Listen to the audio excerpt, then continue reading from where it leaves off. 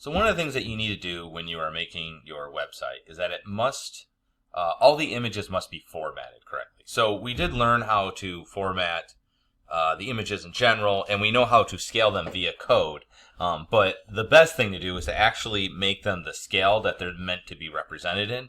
Also, what you don't want to have happen is this. If you look at here, so I'm just going to bring all these pictures over here. If you look at these images, what you'll notice is that they are not all the same size. See, this one's vertical. It's also got a transparent background. This is also vertical. They're all different size and scales. And that's actually a really big problem because, well, these four go here and these go here. Because what'll happen is that, as you saw in a previous design, like they're different. It doesn't match, right? So one thing all of your images should do is that they should all be the same size per the element. So, for instance, I'm going to do these landscape photos that are going to be in the carousel. I'm going to do these first. But what I want to show you, and if you want to, if you look to the right, you'll see a link. You can download these. It'll be a zip folder like this. You'll just download that and then just extract it and extract all, and the whole 9 yards. Okay. So I'm actually going to grab these and then we're going to adjust them. And I'm going to use Photopea. If you have Photoshop, obviously that's better, but I'm not anticipating one has that, so we're not going to use that here. So we're going to just do open from computer, and I'm just going to grab all of those pictures. Shoink, desktop. Let's see. I'm just going to grab the landscape ones first, these three here. Don't mind that, sorry. Okay, come on. Okay.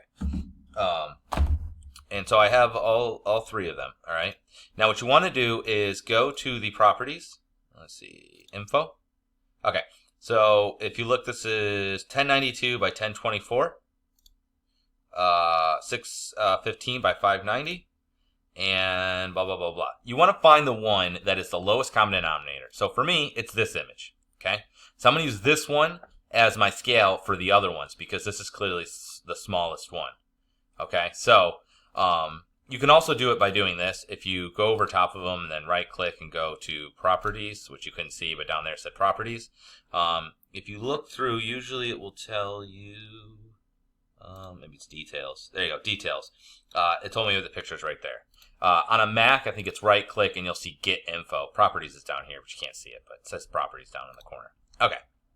So you can also find it that way, just because this is kind of weird to do it this way. Or if you go to image and go to image size, it'll start off with the resolution of the image, so you can also tell. So you can just go to each one of them and just do image size. All right. So, oops, not doing that. No, thank you. Okay.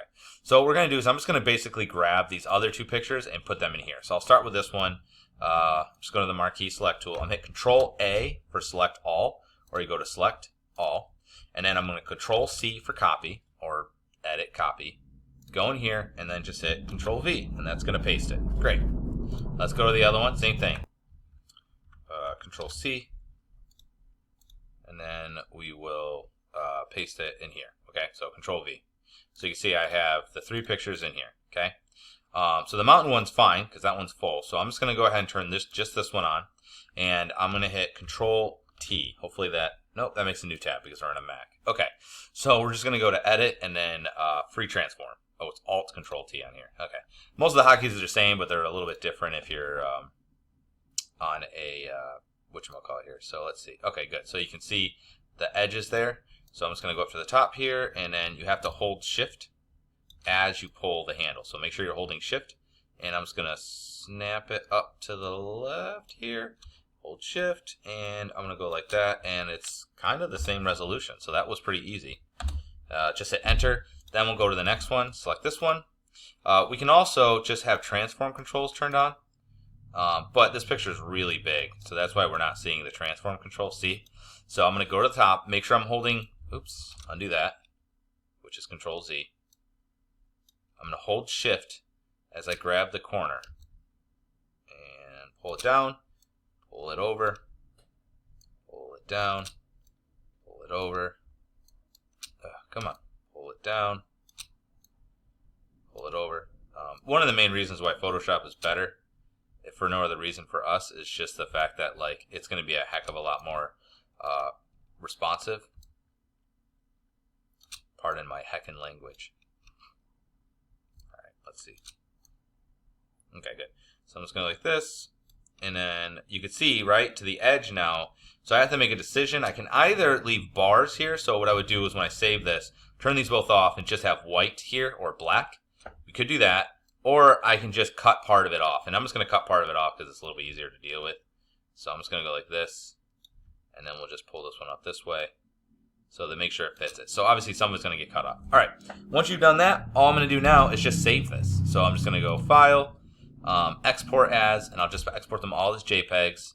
And we're just going to go with that resolution. And I'm going to hit Save. And it's going to call Mountain Cone. That's fine. I don't really care. Okay, that saved it. Now I'm going to click on this one. Because this one's the top one saved, and it's a JPEG, this is all it's going to see. It won't see the layers underneath anyway.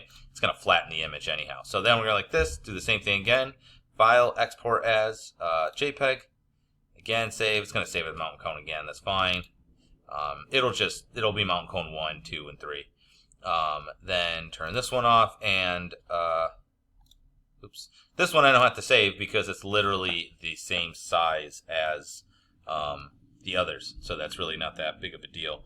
The only other thing that you might want to do, which this is probably not a great thing to teach you, but if you'll notice that this actually has a watermark on it, and that's because I just stole it from the internet, which you shouldn't do. But I'm going to go over here to the spot heal brush. I think it's spot heal, right? Is that what they're calling this one? Yeah. Icon's a little bit different. And I'm going to use my bracket keys, which are to the right of the P key. And I'm going to click here. I'm going to hold Shift and click here. And then that's going to heal that stripe. See, it went away? Because basically what you draw on, it will try to replace. If I hold Shift, it will draw a line. That's why I'm holding Shift. So if I click and then hold Shift, boom, line, then click, hold Shift, boom, line, click. Let's get rid of this infos panel. Hold Shift, click, and then click, hold Shift, click, and Shift, boom. And then you see there's a little bit of watermark here, so I'll make this a little bit bigger. We'll see how well it does. And let's see. And not too awful bad. Obviously, if you have more Photoshop skills, I don't want to waste a bunch of time on it, but we'll call that good. So I've removed basically that stuff, so I'll just go ahead and save this too. Export as, and then we'll say JPEG, and save. And okay. So voila. So now, if I were to look at my stuff, you'll see I have Mountain 1, Mountain 3, and so on and so forth. Okay, so basically those are all being saved as Mountain, which isn't super helpful, but that's fine. So I'm just going to go ahead and close all these out, which I accidentally opened those other ones up. I don't know what happened there, but something weird happened. So that's fine. And now what I need to do is the same thing for the other images here, which is basically these 4 images, okay? So I'm just going to do the same thing. I just have to look at them and decide which one I want to be the lowest common denominator. So actually, if I hover over it, you can see it says 405 by 470. Okay, so that one's definitely not it. So 456, 470. So I'm going to say the cone is probably my lowest one. So I'm going to make them all to the cone size. And then I'm just going to go ahead and load those up. Okay, so we'll just go ahead and open from computer. And again, I'm just going to open all of those pictures. Open. And I'm going to just do the same process, but I'm not going to make you watch me this time. And when it's done, I'm going to show you one other thing I want you to do. All right, so I brought them all into the same layer as the ice cream cone just because it was the smallest one, and I scaled them all accordingly. So the other thing we have to worry about, besides them being the same size, is that we also want them all to be, we want them to all to match, okay? And what I mean by that is that they shouldn't be so starkly different from each other, okay? So you need to find some sort of common thread. So for instance, if you go onto Amazon, you'll notice that every one of their products, if you look at all the products on Amazon, they all have white backgrounds. It's impossible for them to make any other kind of adjustments, right? Because there's a million different kind of products, but there's so many different products, but what they do is they make a white background. In fact, actually, they tried to patent it, and the court said no, because a white background is just a white background. You can't, like, copyright that. So, but they all have white backgrounds. So that's a common thing that is brought across all of their products, and it makes the site look more cohesive. So that's one thing that I definitely could do. You could also, the way that you treat it, right? So this one and this one are, well, this one's a little bit too bright and whatever compared to this, but they're both graphics. This is also graphic, but you see this is a photo. So you could do all things graphics, right? Or maybe all of your images are like drawings, so they all look the same. You could also try to match color. You could match similar textures. You could have a repeating kind of element throughout all of them. There's different things you could do, but you want them all to be cohesive so they don't compete with each other. Okay, maybe they all have the a similar color scheme throughout all of them. So what I'm going to do for mine is I'm just going to put a white background in there. So I'm going to go to the bottom. I'm going to make a new layer. I'm going to drag that to the bottom. I'm just going to go ahead, hold this down, go to the paint bucket, and I'm just going to paint white in there. So now that has a white background. So that works for that one. Okay. This one also already had a white background. If I go on this white background will fill in back here. And then with this one, if we turn this off and this off, you can see that also has the white background. So for the most part, that will make them all have white backgrounds. Okay, so that's good. The other thing I want to do is I would like to do some other things. So I want them, the color scheme on these are too far different, right? I'm not going to be able to make these 100% cohesive, but one of the things you could do is I could kind of tint them all. So I'm going to go down to the adjustments here, and I'm going to go ahead and choose hue saturation. Actually, let's go black and white. Does it give me an option? It does give me an option to colorize. I'm going to click on this, and then it doesn't have like preset ones, and I'm just going to do like, let's say something like this, like a sienna-y. Maybe it needs to be a little more orangey, like a sienna-y color, right? We'll go like that.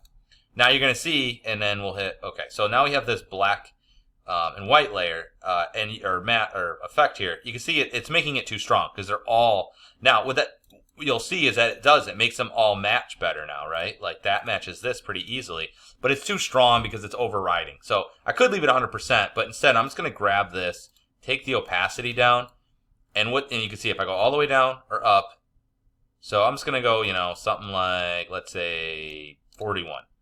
And I'm going to notice is that with the different ones, it's enough that it's going to make each of them match a little bit better, okay? So I'm just shifting all of them and putting basically a slight sepia tone on them all. So that'll help. Another really common trick that you'll see is this. People will, they'll add I'm going to add another layer. They'll add a gradient. So I'm going to go here. I'm going to go to the gradient tool. Okay. Just do black and white. That's fine. We can leave it right like that. And then, actually, can I? Yeah. I'm going to click on this, and I don't want to go 100% black. I'll click on this. Just double click on it and just go like, I don't know, like a gray. Okay. So that didn't do anything. Okay, let's click here. Will that do it? There we go. I think I might have hit X. I always end up doing that on accident. Okay, so it's like gray to white. Hit OK. Then you're going to click and drag to do the gradient tool. Okay, so you can see. Now, I don't want, that's obviously overriding everything. So what we're going to do is we're going to change the blending mode to multiply. Multiply removes the white, makes white transparent and black opaque. But again, that's too strong, so I can just pull this down. Yeah, so now with that gradient on there, they all have a similar kind of effect put on them. So if I do that and this, you're going to see that they much more match with each other. Okay, so by doing those couple things where like I handle them all with the same thing, they all have the same backgrounds, they all have a general kind of color shift, and then I also added this like silly gradient thing. You'll start to see that every year like people will handle the pictures a certain way, but this is just one of those things that you can do. So yeah, so we're just going to call that good, and then what I'm going to do now is I'm going to turn just this one on. I'll keep the top two layers and the white and just this one. And then just again, do File, Export as JPEG, save that one. Then just turn this one on. Same thing, File, Export as JPEG. Then just turn this one on, File, Export JPEG. and then this one, file JPEG, okay? So I would just go through and save them all. Now, I'm going to have them on my site, and you can just link from them, but I just want you to see how you would go about formatting the images to make them more cohesive, basically across. You have to find something in all of the images that will link them in a way, okay? I could have done the same thing also with my carousel images. I didn't find it as necessary, though, because, you know, those pictures aren't directly one next to the other. That being said, they should be somewhat similar. I don't want one to be like crazy, but you'll also notice that they're all landscapes, so they have that kind of a common theme that's not so awful. All right, so we'll call that good.